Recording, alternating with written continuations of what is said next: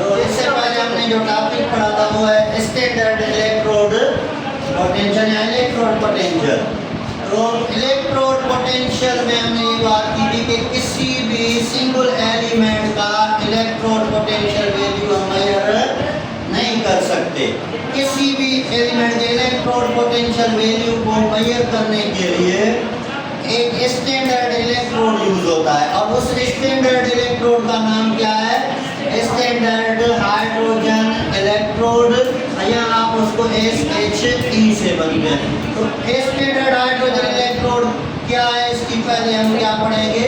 Construction. अभी standard hydrogen electrode की construction ये होती है कि ये हमारे पास सिंपल ग्लास ट्यूब है। पहले हमारे पास ये क्या होता है ना, ग्लास ट्यूब। अब इस ग्लास ट्यूब के अंदर हम किस मेटल का फॉयल लगाते हैं?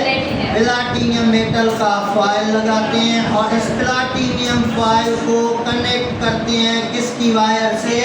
प्लैटिनम वायर से।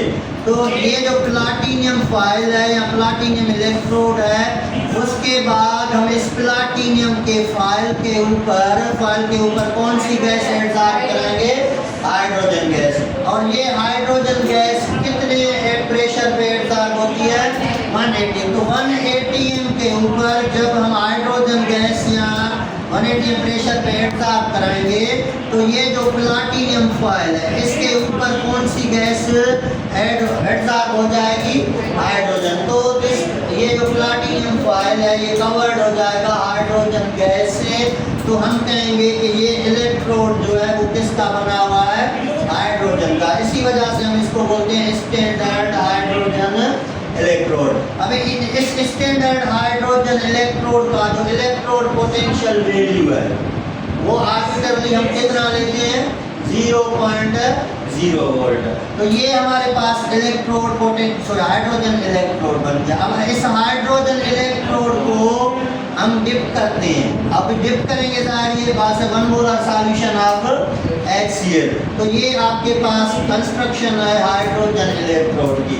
अब जब भी हमें किसी भी एलिमेंट का इलेक्ट्रोड पोटेंशियल मालूम करना होगा तो इस वायर को हम उसके इलेक्ट्रोड से कनेक्ट करेंगे और उसके बाद इसका इलेक्ट्रोड पोटेंशियल वैल्यू मेजर कर सकते हैं।